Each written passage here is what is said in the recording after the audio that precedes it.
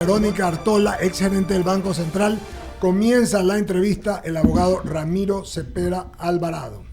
Verónica, buenos días, ¿cómo está usted a los tiempos? Ramiro Cepeda la saluda. Hola Ramiro, muy buenos días, sí, a los tiempos, un gusto estar aquí para poder conversar de estos temas que nos interesan a todos. Sí, Verónica, se ha tocado políticamente mucho el tema de la dolarización y para mí es un tema que hay que tocarlo técnicamente porque hay que estar ajeno a los avatares de la política porque el uso de la moneda no es algo que debe jugar en el argot político y el manejo de las finanzas públicas no tiene tintes políticos y no tiene una estructura económica y contable que debe ser manejada con seriedad. Con estos dos antecedentes que le estoy diciendo, hay cuentas que se usan para financiar recursos de la caja fiscal, como los famosos CETES que se emiten para créditos a corto plazo que se sacan del sistema financiero local. Hay préstamos de liquidez que se dan a instituciones que lo tienen y se los pasan a finanzas. ¿Quién lleva el control de este, entre comillas, yo le pongo, de sangre económico que se extrae de donde hay dinero para llevarlo casi a donde se lo necesita, pero no hay capacidad de respuesta? Ramiro, como usted dice, en teoría, ¿no es cierto? Esto no debería ser político, sino solamente técnico, y más en una economía que está dolarizada como la nuestra y que necesita mucha seriedad. O sea, ningún sistema económico, ningún sistema monetario funciona si no confiamos en la moneda.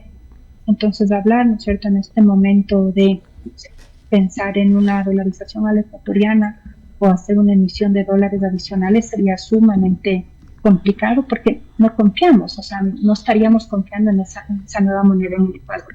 Entonces, aquí hay algunas cosas importantes, ¿no? Ustedes recordarán que en el año 2021 se hizo o se difundió o se aprobó la Ley de Defensa de la Dolarización, en donde ya se cerró la puerta para hacer algunos de los financiamientos que te decía. Por ejemplo, ya el Banco Central no puede prestar directamente al Ministerio de Economía y Finanzas, eso ya está totalmente prohibido por ley. Y claro, existen estos y otros instrumentos monetarios que no pondrían en riesgo la dolarización, como los TBCs, los títulos del Banco Central, por ejemplo, para poder hacer este tipo de operaciones, o los certificados de tesorería que usted ya menciona del Ministerio de Economía y Finanzas. ¿Quién lleva esa cuenta? ¿Dónde se está registrando esas operaciones? Pues básicamente, si es que se emiten títulos del Banco Central, el Banco Central es quien tiene que tener ese registro. Si es del Ministerio de Economía y Finanzas, es ahí.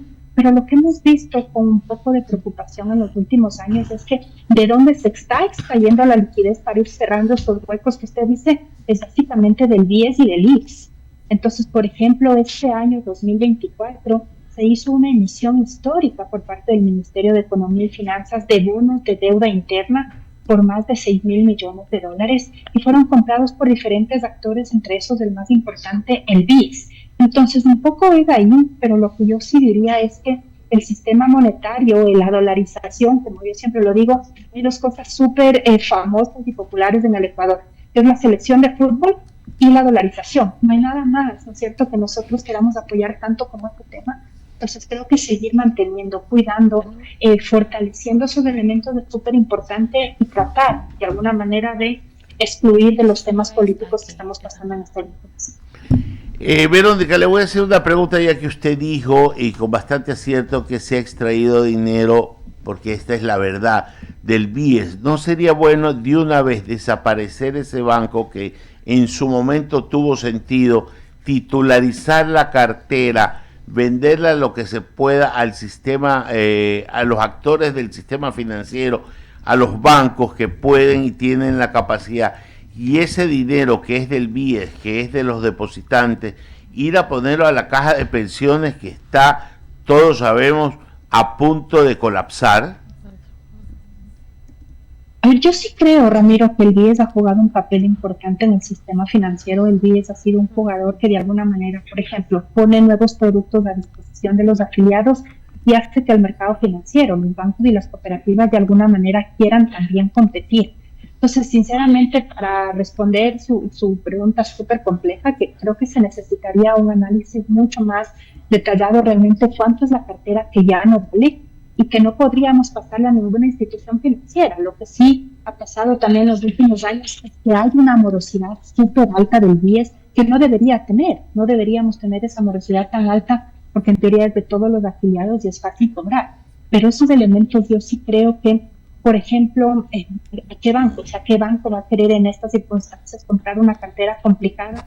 Hemos visto en los últimos años también que ha incrementado, por ejemplo, otro tipo de créditos como el prendario, como el hipotecario, que es el más importante, pero yo creo que más que desaparecer, deberíamos fortalecer a la institución, tratar, ¿no es cierto?, también que el Ministerio de Finanzas no lo vea como la caja chica, como antes lo tenía también al Banco Central, y de esa manera que pueda dar realmente los servicios y productos financieros que necesitamos los ecuatorianos y ecuatorianas, aunque claro, ese poquito porcentaje que estamos afiliados, que recordemos que en la crisis de la que estamos, solamente 3 de cada 10 ecuatorianos tenemos un empleo formal y que podríamos acceder a estos beneficios, pero así rápidamente, y abuelo de pájaro diría, no sé si es la mejor salida del BIES, yo más bien diría, habría que pensar cómo le fortalecemos, le blindamos para que no sea regresado a ver para utilizar todos los recursos que cree que el Ministerio de Finanzas. Verónica, y como mi parte de la última pregunta, el presidente ha emitido un decreto y no sé por qué lo hace de esa manera para pedirle a su bancada que trabaje en una ley. Podría haberlo hecho por interno, decirle a su bancada, mandar un proyecto de ley y con eso también lo solucionaba, que teniendo todas las facultades constitucionales para poderlo hacer y también la capacidad constitucional de promover leyes. Pero en una de las partes de este decreto dice prohibir la emisión de moneda local. Usted fue gerente del Banco Central y el Banco Central emite moneda local, que es las monedas de 50 centavos, las 20, el menudo. Y eso no es ni dólar ni sucre. Es un adefesio que circula en la economía y que tiene poder liberatorio. Eso ya no tendría la capacidad de emitirlo el Banco Central si ese decreto termina siendo ley.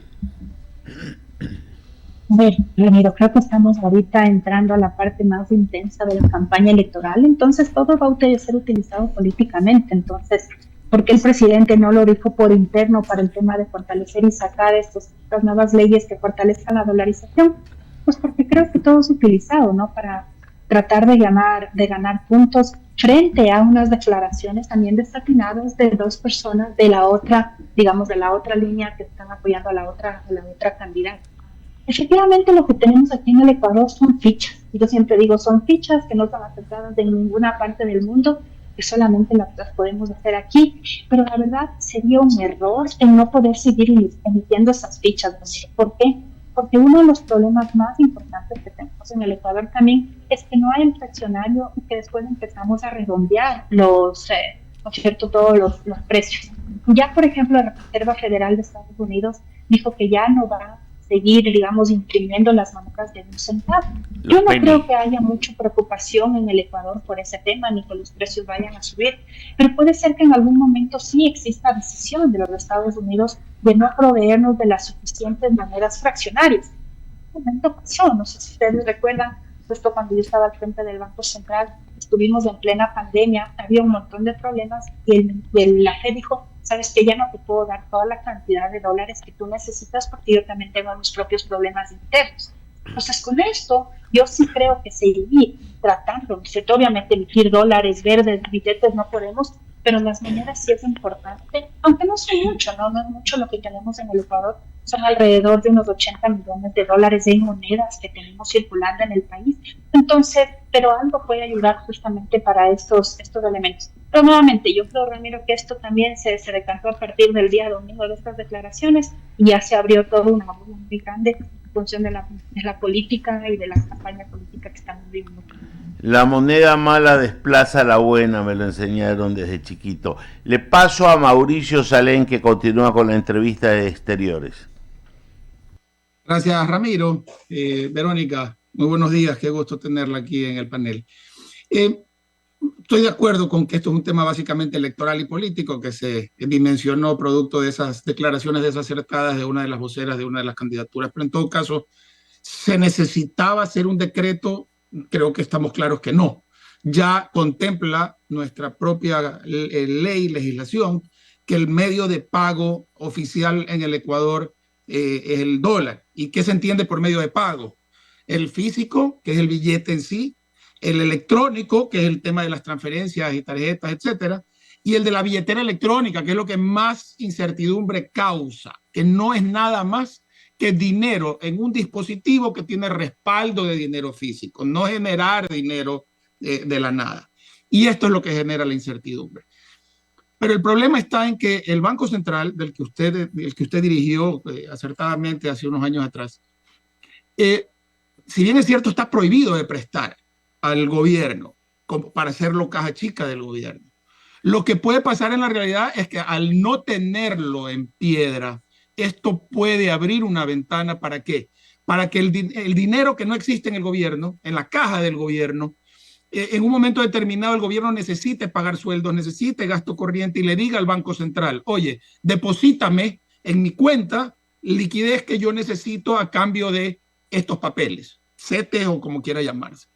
El gobierno tiene liquidez que manda a la economía, por su parte suben los depósitos, por su parte suben los encajes bancarios, esa masa monetaria que aparentemente existe, de repente va los bancos privados y van a decirle al Banco Central, dame mi dinero, y el dinero lo que hay son papeles. Y se dice que hoy la proporción es el 55% del activo del Banco Central es en papeles y solamente el 45% es en dinero constante y sonante.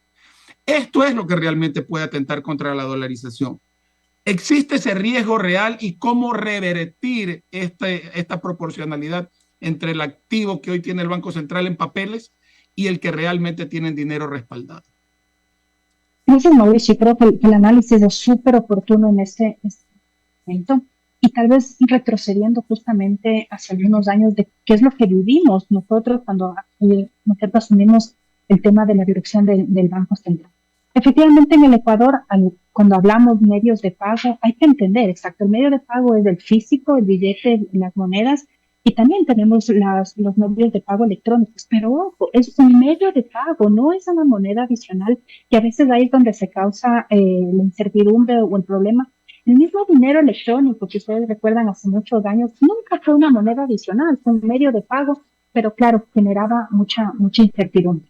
Ahorita los datos, como usted bien menciona, de cuánto es realmente líquido y cuánto no es líquido del balance del Banco Central, ventajosamente 55-45. Cuando yo asumí la gerencia del banco era casi 80% que no era líquido y 20% era líquido.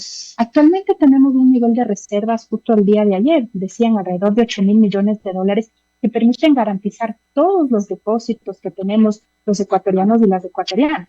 Cuando yo estaba al frente del Banco Central, podíamos solamente respaldar aproximadamente el 60% del depósito. Entonces, ¿para qué doy estos ejemplos? Porque en su momento, ¿cómo se trató de mejorar la situación?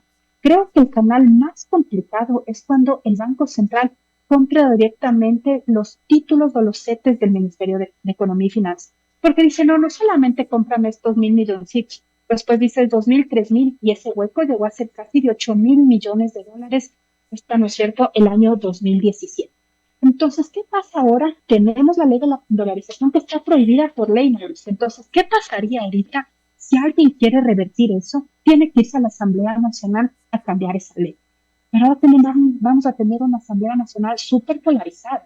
Entonces, yo no sé si va a ser tan fácil en el supuesto de que, ¿no es cierto?, la señora González gane la presidencia y que ellos son los que más propensos, digamos, a irse por esa política, puedan realmente cambiar la ley, porque necesitan, ¿no es cierto?, 70 votos y tenemos una asamblea súper polarizada. Entonces, ¿cómo podemos precautelar y salvaguardar la dolarización, que esto no nos vuelva a pasar? Yo lo seguiré insistiendo, así no sea para cierto grupo político lo más adecuado, ni políticamente correcto para ellos, pero precautelar que el Banco Central deje de prestar al Ministerio de Economía y Finanzas es clave. Pero lo otro, Mauricio, que yo también he sido súper crítica durante estos últimos años, es que siento que el Banco Central tiene instrumentos de política monetaria que puede utilizar en este momento para reactivar la economía y no pasa nada y la economía no se va a caer, ni la dolarización se va a caer.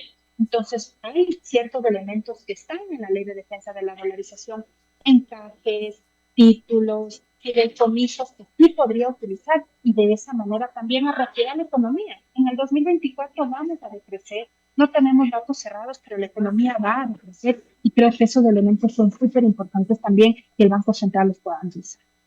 Y en ese sentido comparto plenamente de Verónica y sin embargo de ello yo tengo un criterio que no hay nada más peligroso que un mono con navaja y que un banco en manos de políticos populistas. Y ese es el problema que se puede generar porque el rol del Banco Central debe estar claramente definido. Y no es el problema del Banco Central per se. En Perú, por ejemplo, existe un gerente del Banco Central independiente que lleva 20 años después de varios gobiernos, de varias tendencias, y tienen claramente definida cuál es el rol que cumple esa entidad como banco de bancos. En este sentido, sí creemos que al menos la legislación debe contemplar ciertos candados para que el Banco Central tenga un adecuado rol y que no dependa de la institución ejecutiva, política y demás, porque en manos de un político responsable quizá no existe el problema, pero en manos de un político populista irresponsable podemos generar un caos social en un país ya partido en dos como está el nuestro. Le envío un cordial abrazo, mi querida Verónica, espero poder conversar con usted pronto. Fuerte abrazo. Gracias, y doy paso en cabina. Tan clara con sus comentarios. Quería primero preguntarle con respecto a este monstruo de la desdolarización. Si usted lo considera realmente una opción de un partido político o es más bien un discurso que se está prestando para generar miedo en la población. Gracias por la pregunta y no me quería quedar con un elemento que dijo Mauricio que es súper importante. Un banco central en manos de políticos irresponsables es un riesgo, pero también en manos de grupos de poder que quieran, ¿no es cierto?, utilizar al Banco Central como se lo utilizó en los 90 para hacer salvatajes bancarios. Entonces creo que esos dos ciertos riesgos tiene lamentablemente un Banco Central. En el decreto del presidente él establece claramente que se revise el artículo 303 de la Constitución. Yo creo que por decreto y por norma de la Asamblea no se puede hacer eso, pero si queremos realmente quitar al Banco Central que tenga este riesgo, digamos, de un tema político, es justamente el artículo 303 el que se tiene que analizar, porque ahí dice que el Banco Central va a ser el ejecutor de la política monetaria que establezca el Ejecutivo, entonces ahí nos ponen un riesgo. Y ese monstruo, y ahí sí respondiendo a su pregunta, ese monstruo de la desdolarización, creo que eso lo vivimos ya durante estos últimos 25 años, siempre hay estos sustos. Yo no creo que por decreto pueda yo decir voy a desdolarizar, sería una locura. Pero yo sí creo que si hacemos malas políticas, si no tomamos los recaudos adecuados, si generamos justo en la población, si los capitales empiezan a subir, si no tengo inversión, si no llegan recursos, la dolarización por su propio peso va a salir. Entonces, lo que quiero decir con esto es que hay que cuidar mucho, hay que seguir fortaleciendo la dolarización, nuevamente no por decreto, pero si empiezo a tener dos monedas paralelas, el dólar y el ecuadólar, y ahí generar algún ruido, pues la dolarización sí podría estar en riesgo y podríamos tener, no sé, consecuencias complicadas. Porque escuchaba yo a algún analista que decía la dolarización es irreversible. Yo no comparto con ese punto, yo sí creo que la dolarización podría correrse el riesgo de salirnos de que nos expulsen si es que no tomamos medidas para ese contexto. Y en el contexto actual que vive Ecuador, pues con estas declaraciones tanto del presidente como de RC, con la declaración de Paola Cabezas, que fue un poco desatinada, me parece, ¿cómo evaluaría la situación actual de la seguridad financiera de Ecuador? A ver, yo creo que la situación financiera de bancos, de cooperativas, en general del sistema financiero es un sistema sólido. En este momento también es altamente líquido por todos los elementos, pero lo que sí estamos viendo es que el contagio del sector real, el contagio de que no tenemos empleo, de la crisis económica, sí ha afectado mucho a los niveles de morosidad. Por ejemplo, en los últimos 2 años se ha duplicado la morosidad en general en el sistema financiero. Hay algunos análisis, ¿no?, que muestran que los ecuatorianos estamos endeudados en más de 10 instituciones financieras por la situación tan compleja. Entonces, ¿qué quiero decir? Ahorita yo no diría hay un riesgo, hay alguna situación que tengamos que asustarnos, pero sí el sistema financiero y la salud financiera de la economía sí necesita ser evaluada, sí necesita ir monitoreada. Vimos, ¿no?, hace, no sé, tal vez 6 meses, con toda la cautela y bien llevado, se liquidó una cooperativa la semana anterior, ¿no? Se decidió también desde la Superintendencia de Bancos ya intervenir al AMIBank. Entonces son dos instituciones pequeñas, sí que se lo está llevando bien, pero a lo que voy es que sí se necesita que los órganos de control, sobre todo las dos superintendencias, vayan monitoreando muy bien lo que está pasando en el sistema financiero. Porque lo que menos nos podría pasar es que el contagio del riesgo o de la mala situación económica del sector real vaya a afectar a la situación también de los bancos y cooperativas del país. Doctora, luego del terremoto que vimos en el 2016, unos años después vino la pandemia, luego de la pandemia tuvimos una ola de violencia, luego la ola de violencia estuvimos con los apagones y nuevamente estamos atravesando por un proceso muy violento en las calles de Ecuador, que todo esto ha afectado directamente a la economía. Con este contexto yo le quería preguntar qué acciones considera que son cruciales para garantizar la estabilidad y seguridad financiera en el sistema financiero ecuatoriano a largo plazo. Hay un elemento súper interesante del análisis que usted menciona. Por ejemplo, cuando fue la pandemia, el Ecuador decreció por factores externos, por todo lo que nos pasó. Pero en 2024, a causa de estos temas de violencia, de inseguridad física, de inseguridad jurídica, de todos los problemas que hemos tenido, y de la crisis energética también que vivimos a finales del año pasado, la economía va a decrecer por factores endógenos. Entonces ahí es más complicado, ahí necesitamos una política económica muchísimo más activa que justamente permita fortalecer el sistema financiero. Yo sinceramente la única manera que veo que la salud financiera esté bien es a través de fortalecer el sector real. ¿Por qué? Y no es que le voy a dar ahorita de parte del sector financiero o de parte del sector público directamente plata a los bancos, a las cooperativas. Primero no puede y no es por ahí las cosas, pero si más ecuatorianos tienen trabajo, si más ecuatorianos pueden invertir, si atraemos capitales extranjeros que confíen en el Ecuador, entonces la economía se va dinamizando por sí mismo y eso de alguna manera permea el sistema financiero. Tengo más recursos, pido préstamos, invierto, gasto, compro, etcétera. Entonces yo sinceramente, si me dices qué es lo que se tiene que hacer para fortalecer el sector financiero, pensemos en el sector real y tal vez revisar una que otra normativa de parte de la Junta Financiera que tal vez no les podría estar ayudando, por ejemplo, tema de provisiones, por ejemplo, el Banco Central hacer un juego de encajes diferenciados para dar liquidez, revisar algo de tasas de interés podría ser interesante también, pero creo que el sector real es el que debería mover sobre todo la economía. Gracias, doctora. Le doy paso a mi compañero Javier. Gracias, Cecilia. Verónica, ¿cómo le va? Un gusto saludarlo. Javier Segarra le saluda. A veces la pregunta puede ser media tonta, pero ¿usted cree que debería existir el Banco Central? No hay pregunta tonta, Javier. Buenos días, está perfecto. O sea, yo creo, yo desde mi punto de vista, ¿no es cierto? Siempre he sido defensora del Banco Central. Yo sí creo que tiene que existir el Banco Central, Javier. Yo sí creo que el Banco Central en una economía dolarizada juega un papel importante, juega un papel de ser el que mantiene la liquidez y juega con la liquidez de la economía, puede ver en qué sectores realmente está fallando. Yo creo, por ejemplo, que una superintendencia ve la parte de cooperativas, ve la parte de bancos, pero quien tiene esa visión sistémica, quien puede alertar, quien puede realmente tomar una medida mucho más integral es el Banco Central. Entonces, yo creo que en este debate he escuchado mucho, ¿no? Que dicen, para evitar este riesgo, eliminemos el Banco Central y con eso estaría solucionado. Pero yo no creo que nosotros en el Ecuador estaríamos preparados para manejar una economía sin eso. Claro, lo que pasa es que las reservas han sido usadas en determinado momento y entonces ahí viene el manoseo político. Entonces la gente dice, chuzo, ¿para qué existe el Banco Central? Por Dios, o sea, hacen lo que les da la gana y el pueblo, perdónenme la expresión, que se siga jodiendo. Sí, exacto, sí, o sea, en eso yo entiendo y ha sido bien difícil o sea, durante estos 25 años en muchos ciertos espacios defender la existencia de la dolarización, porque ahora, como digo, tienes 8.000 millones de dólares parqueados y estemos con un decrecimiento de casi un 1,5% en el año 2024, entonces, ¿de qué me sirve tener 8.000 millones de dólares parqueados? Más bien eso que de alguna manera los bancos, las cooperativas los utilicen y jueguen en la economía.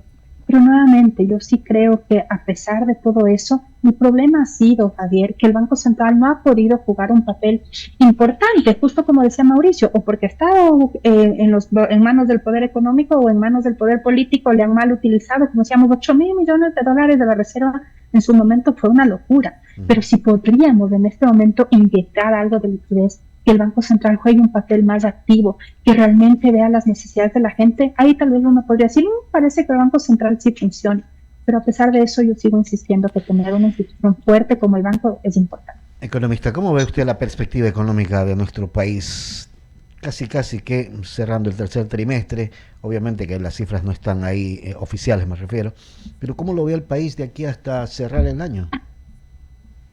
A ver, yo creo que el año 2025 también va a ser bien duro, Javier. Efectivamente, no hay datos oficiales cerrados, pero ya hay organismos internacionales. Aquí, por ejemplo, el Colegio de Economistas de Pichinchi hizo unas proyecciones que espera que la economía vaya a decrecer en 0,9% aproximadamente.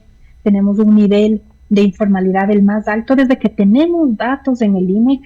Entonces, niveles de pobreza estamos casi a los mismos antes de prepandemia, entonces no hemos mejorado estos indicadores estructurales. Y a eso crucemos por lo que ya he mencionado, ¿no? El tema de la inseguridad física, que lo que hace es que la gente no quiere invertir. Y no solamente hablo de capitales internacionales, hablo de capitales nacionales también, porque tengo miedo de que me vacunen, de que esto no vaya a funcionar, etc.